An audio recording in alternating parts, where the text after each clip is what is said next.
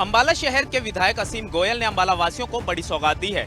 असीम गोयल ने कालका चौक से बनने वाली सड़क का शिलान्यास किया।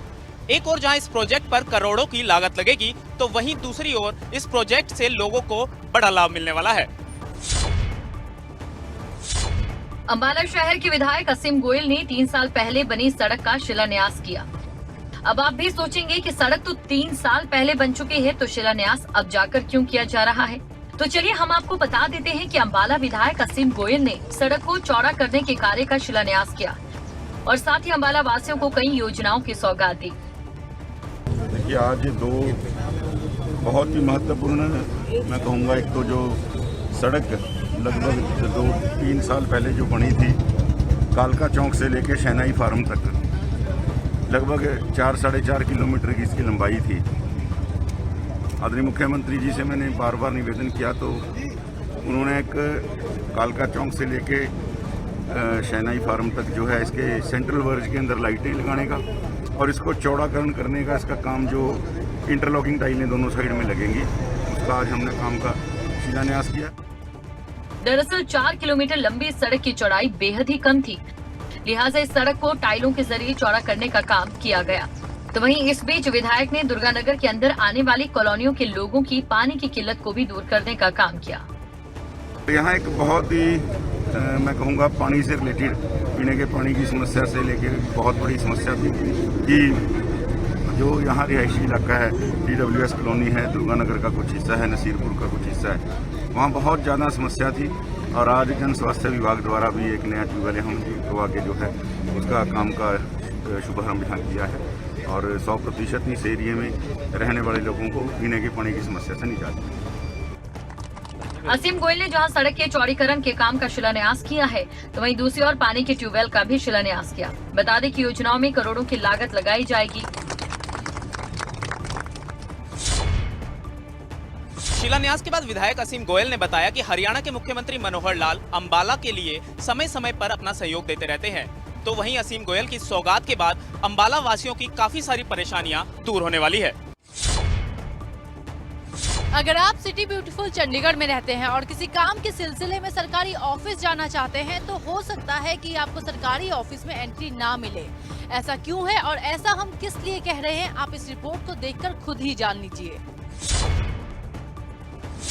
कोरोना का खतरा बड़ा है और उससे भी बड़ी है कोरोना को लेकर बढ़ती गई लापरवाही।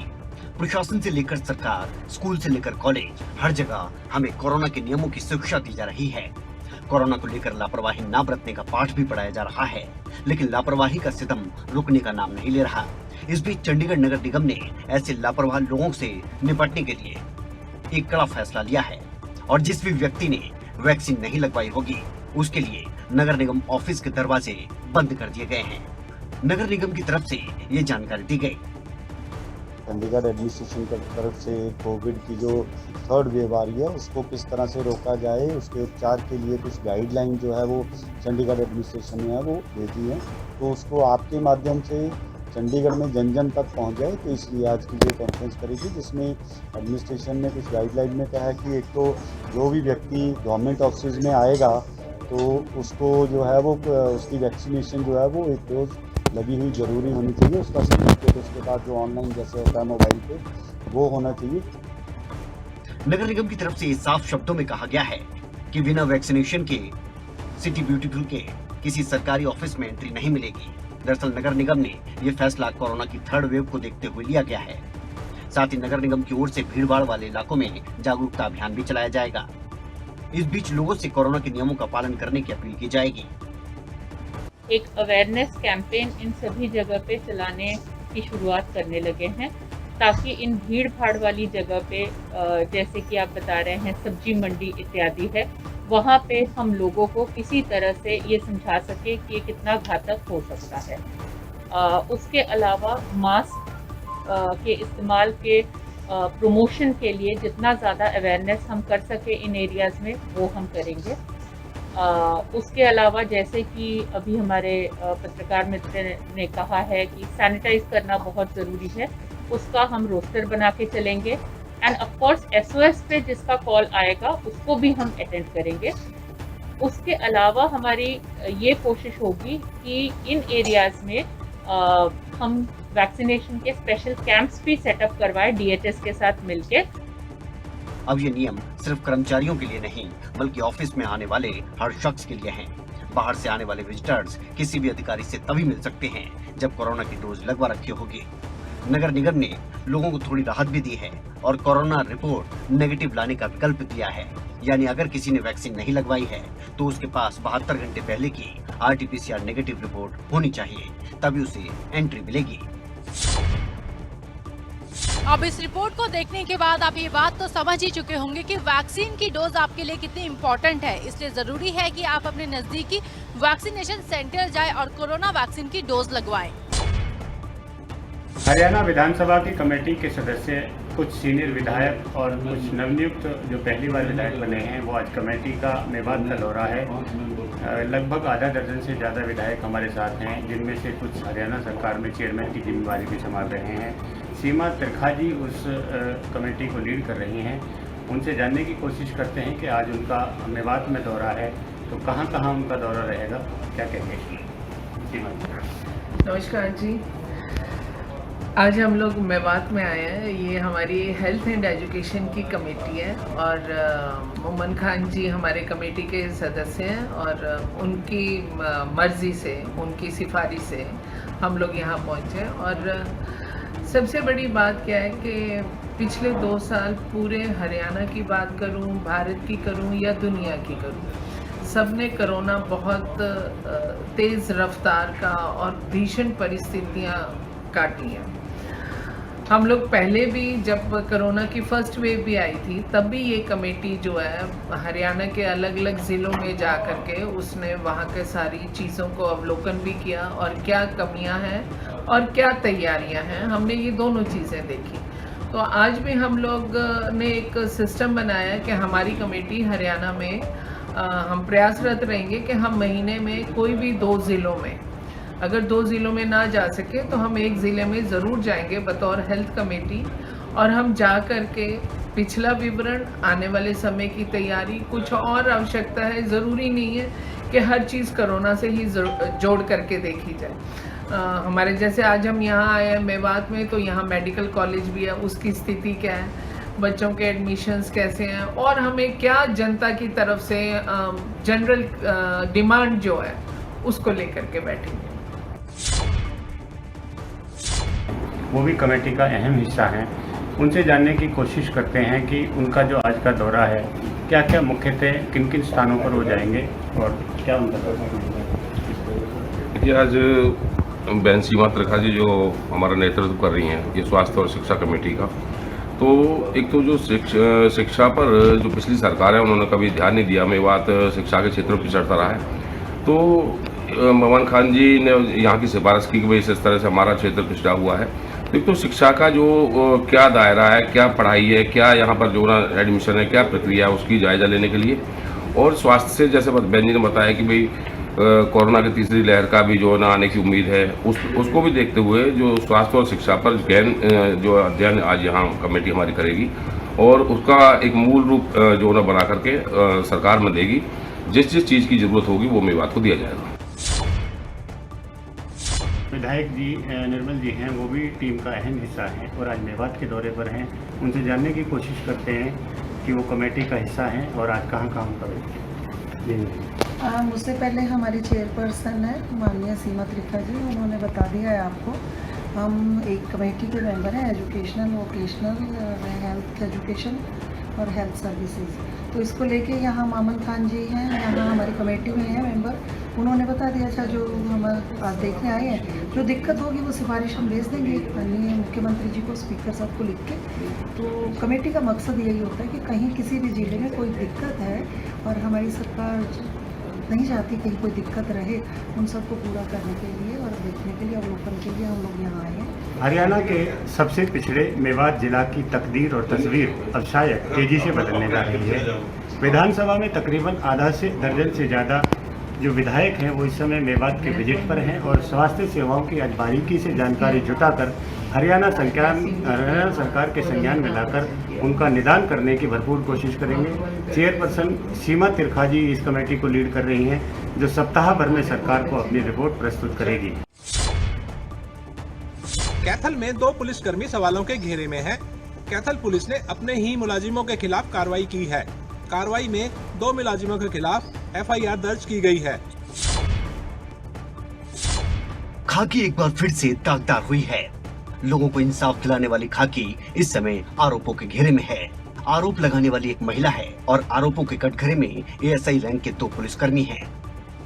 कैथल पुलिस ने दोनों पुलिस कर्मचारियों पर FIR दर्ज की है और ये FIR एक महिला की शिकायत की वजह से की गई है। ये 27 तारीख को एक लेडी थी, उन्होंने कंप्लेंट फाइल करी थी सिटी पुलिस स्टेशन में, तो उसमें FIR दर्ज की जानी चाहिए थी दुर्व्यवहार को लेकर के, और उसने एलिगेशन लगाए थे। तो FIR दर्ज पुलिस ने नहीं करी, जिसमें 2 कर्मचारियों का दोष पाया गया था। उनके खिलाफ हमने 166 IPC 120B IPC के तहत अभियोग अंकित किया। पूरा मामला 27 अगस्त का है।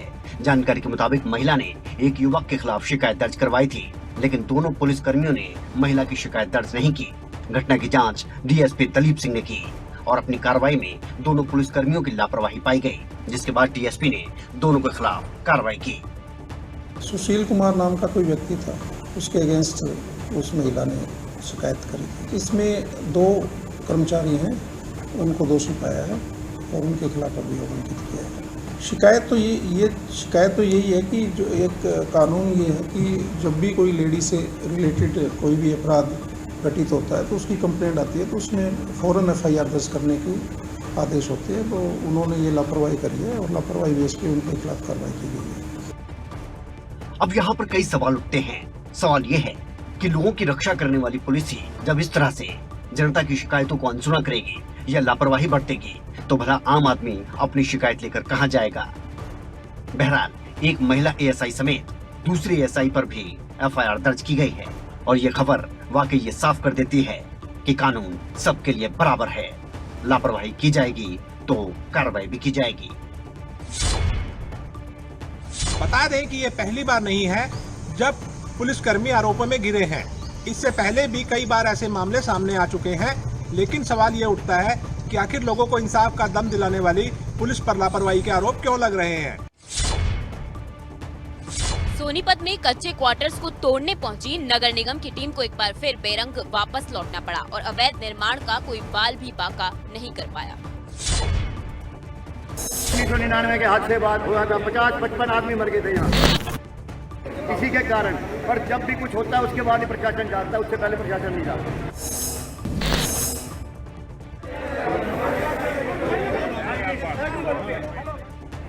तारीख पे तारीख ये नगर निगम टीम अवैध निर्माणों को गिराने की तारीख पर आती है और बेरंग लौट जाती है। तारीखें कई बार आगे बढ़ चुकी हैं। अवैध निर्माण अभी भी सड़कों पर खड़े हैं। बाजार की गलियां अतिक्रमणकारियों और रेडियों से भरी है, लेकिन मानो प्रशासन कच्चे क्वार्टर में बने अवैध निर्माण हटाना नहीं चाहती। ऐसा है जी, ये बाजार को इस तरह गंदा कर देते हैं लोग कि जो दुकानदार है वो अंदर भूखे पड़ रहे हैं और जो पटड़ियों पे काम कर रहे हैं वो अपनी मौज ले रहे हैं। जब पुलिस आती है वो अपनी बेचे उठा के अंदर चले जाते हैं, उनका कुछ बिगड़ता नहीं। दुकानदार कहाँ जाएगा, उसका सारा थल्ला तोड़ देंगे, सारा सामान उठा के फेंक देंगे। वो तो 1 मिनट में अपना माल लपेटते हैं, गठड़ी बांधते हैं और मेजे उठा के चले जाओ। अगर कमेटी वाले हर रोज ट्रैक्टर घुमाएं और जो सामान सड़क पे पड़ा उसको उठा के अंदर घेर दें तो ये बाजार बहुत बढ़िया बढ़ सकता है। 1999 के हादसे बाद हुआ था, 50-55 आदमी मर गए थे यहाँ इसी के कारण। पर जब भी कुछ होता है उसके बाद ही प्रशासन जागता है, उससे पहले प्रशासन नहीं जागता। सोनीपत की सबसे बड़ी मार्केट कच्चे क्वार्टर में अवैध निर्माण कार्य लगातार बढ़ रहे हैं। नगर निगम नोटिस जारी कर जब कार्रवाई के लिए यहाँ पहुँचता है तो दूसरी तारीख थमाकर वापस लौट जाता है।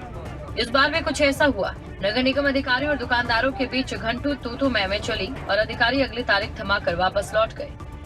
एक नोटिस और दुकानदारों ने सभी ने इकट्ठे हो गए अपोज किया और रिक्वेस्ट भी की है नगर निगम के अधिकारियों ने। उन्होंने कहा भाई हम मंडे तक इन्होंने मतलब प्रॉमिस भी किया भाई हम मंडे तक इसको हटा लेंगे जो हमारी इलीगल इंक्रोचमेंट है और मंडे को दोबारा कब्जा कार्रवाई होगी। इससे पहले नगर निगम के अधिकारी हैं 2 बार इनको 14 दिन का, एक बार 14 दिन का, एक बार 7 दिन का नोटिस दे चुके हैं इंक्रोचमेंट हटाने से संबंधित, लेकिन लोगों ने नहीं हटाया। कच्चे क्वार्टर से संबंधित CM विंडो भी लगी हुई है।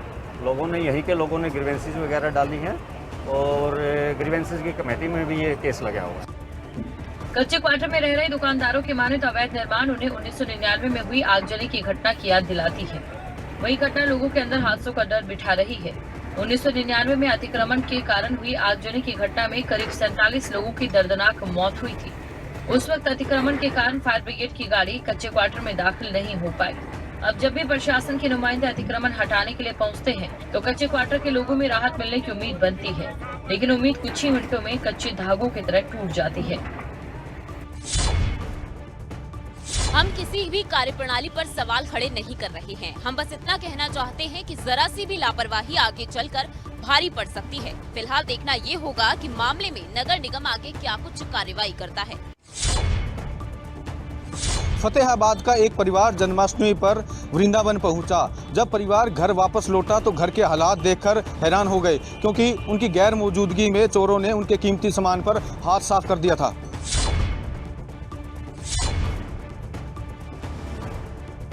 इस घर का हाल देखिए जरा। पूरे घर का सामान उथल पुथल हो रखा है, जगह जगह सामान बिखरा हुआ है। दरअसल ये तस्वीरें फतेहाबाद की हैं, जहां एक परिवार भगवान श्री कृष्ण के जन्मोत्सव को मनाने के लिए वृंदावन गया था, लेकिन इस दौरान चोरों ने घर में चोरी की वारदात को अंजाम दे डाला। इन चोरों ने रात के समय पहले तो घर का ताला तोड़ा, उसके बाद घर से लाखों रुपए और गहने उड़ा लिए। हम वृंदावन गए थे 29 तारीख को, संडे को 3:30 दोपहर तक, और जैसे ही आज सुबह 2:15 बजे लौटे हैं, घर पर सारा सामान बिखरा हुआ था, लॉकर वगैरह सब तोड़ रखे थे और घर का लॉक भी तोड़ रखा था। सभी कीमती ज्वेलरी वगैरह सब गायब है, यहाँ से कुछ भी नहीं है। कुछ पता लगा घटना कैसे हुई है? नहीं सर। कोई सीसीटीवी के आसपास लगे हो? सीसीटीवी में अभी कुछ देखा नहीं है, अभी जैसे ही पुलिस वेरीफाई करेंगे। पुलिस टीम आई थी यहाँ पर? हाँ जी। वहीं फोरेंसिक टीम ने भी मौके पर पहुंचकर जांच शुरू कर दी है, लेकिन अब तक चोरों के खिलाफ कोई भी सबूत नहीं मिल पाए हैं, क्योंकि घर के बाहर कोई भी सीसीटीवी नहीं लगा हुआ था। सर अभी कुछ नहीं कह सकते, कितनी थी अभी चेक करेंगे हम, पता लग जाएगा उसके बाद। कोई नकदी भी लग गई? कैश तो कम ही था सर। मकान मालिक का नाम? मावी सिंह। फिलहाल पुलिस ने शिकायत के आधार पर मामला दर्ज कर लिया है और जांच शुरू कर दी है। पुलिस का कहना है कि जल्द ही आरोपियों को गिरफ्तार किया जाएगा और सलाखों के पीछे भेजा जाएगा। झांसी पुलिस को एक बड़ी कामयाबी हाथ लगी है। दरअसल एक निजी कंपनी के शोरूम के मैनेजर से लाखों रुपए की फिरौती मांगने वाले 3 आरोपियों को गिरफ्तार किया गया है। हिसार के हांसी में कुछ दिन पहले बदमाश एक निजी कंपनी के शोरूम में घुस गए थे। बेखौफ बदमाश हाथों में तलवार और लोहे की रॉड लेकर शोरूम में दाखिल हुए थे, जिसके बाद शोरूम के मैनेजर से पर्ची लिखकर 30 लाख रुपए की फिरौती मांगी गई और पैसे न देने पर मैनेजर को जान से मारने की धमकी दी गई थी, जिसके बाद पुलिस को शिकायत दी गई तो पुलिस ने अब तीनों आरोपियों को गिरफ्तार कर लिया है। 26 तारीख की शाम का हमारे हांसी में एक घटना घटी थी। ये था हमारा यहाँ पे ना रिलायंस ट्रेड शोरूम है बाबा श्याम मंदिर के नज़दीक। वहाँ का जो मैनेजर है उसको कुछ लड़कों ने एक पर्ची देते हुए थ्रेट किया था और 30 लाख रुपए की डिमांड करी थी, फिरौती मांगी गई थी। तो उस मामले को हमने सुलझाते हुए 3 आरोपियों को गिरफ्तार किया है, जिसमें एक राहुल नाम का लड़का है, एक विकास और एक प्रहलाद है। और राहुल को हमने 29 तारीख को गिरफ्तार कर लिया था और विकास और प्रहलाद को हमने 30 तारीख को गिरफ्तार किया कल ही, और अभी हमारे पास वो रिमांड पे हैं, कल उनको कोर्ट में पेश करेंगे। वहीं डीएसपी विनोद कुमार ने बताया कि आरोपियों से वारदात में इस्तेमाल की गई मोटरसाइकिल और हथियार भी बरामद किए जाएंगे। राहुल तो है, ये तो सेक्टर अपने इसका उड्डा पार्ट 1 सेक्टर 6 का ही निवासी है, और विकास और प्रहलाद जो हैं ये दोनों शेखपुरा के रहने वाले हैं। तो इनका पहले भी कोई क्रिमिनल रिकॉर्ड है कि या कैसे? हाँ, राहुल के खिलाफ 3 FIR हैं पहले, और इन दोनों के खिलाफ अभी रिकॉर्ड चेक कर रहे हैं। फिलहाल पुलिस ने आरोपियों को गिरफ्तार कर लिया है। पुलिस का कहना है कि आरोपियों से पूछताछ जारी है, उन्हें कोर्ट में पेश कर रिमांड लिया जाएगा। सोनीपत पुलिस ने 2 ऐसे आरोपियों को गिरफ्तार किया है जो लग्जरी गाड़ियों को चुराने का शौक रखते थे। पुलिस ने इन आरोपियों से कई लग्जरी गाड़ियों को चुराने की वारदात सामने आने के बाद पुलिस इनसे गहनता से पूछताछ कर रही है। सोनीपत सीआईए 1 की गिरफ्त में दिखाई दे रहे ये दोनों आरोपी लग्जरी गाड़ी चुराते थे। इन आरोपियों ने पूछताछ में 9 गाड़ियों के चुराने की बात भी कबूल की है। साथ ही ये भी खुलासा किया कि चोरी की कारों को वो नागालैंड और नेपाल में बेचते हैं, जहां उनके गैंग के बाकी के सदस्य मौजूद हैं। आरोपियों ने बताया कि उन्होंने गुरुग्राम, दिल्ली, नोएडा, गाजियाबाद और हरिद्वार से कई गाड़ियां चुराई हैं। इनमें एक आरोपी अंकित, जो कि पहले भी 7-8 गाड़ी चोरी के मामलों में रह चुका है। ये लोग मेन फॉर्चूनर गाड़ियों को ही डिवाइस लगा के चोरी करते हैं। इनके बारे में हमें सूचना मिली तो हमने इनको काबू किया। अंकित पर पहले 7 से 8 मुकदमे फॉर्चूनर चोरी के दिल्ली, गुड़गांव और नोएडा के दर्ज हैं। उनमें कई एक में इसकी गिरफ्तारी बकाया है, बाकी वो गिरफ्तार हो चुका है। दरअसल एक शख्स ने पुलिस को शिकायत दी थी कि एक घर के बाहर से फॉर्च्यूनर गाड़ी चोरी हो गई है, जिसके बाद सीआईए की टीम को जीटी रोड पर 2 युवक संदिग्ध अवस्था में मिले। उनको हिरासत में लेकर पूछताछ की गई तो सामने आया कि वो गाड़ियां चुराते हैं। तो 14 सोनीपत से इसी 26 तारीख को जो अभी गई है, एक मार्केट से रात के टाइम फॉर्चूनर गाड़ी चोरी हो गई है हमारे यहाँ से। उसी सिलसिले में हमने 2 आरोपी गिरफ्तार किए गए हैं। आरोपी अंकित और संदीप दोनों हिसार नारनौंद के रहने वाले हैं। दोनों को मुरथल से गिरफ्तार किया है। पुलिस ने मामले में 2 आरोपियों को गिरफ्तार कर लिया है। वहीं पुलिस इनसे गहनता से पूछताछ कर रही है। पुलिस का कहना है कि इन आरोपियों से कई मामले खुलने की आशंका है।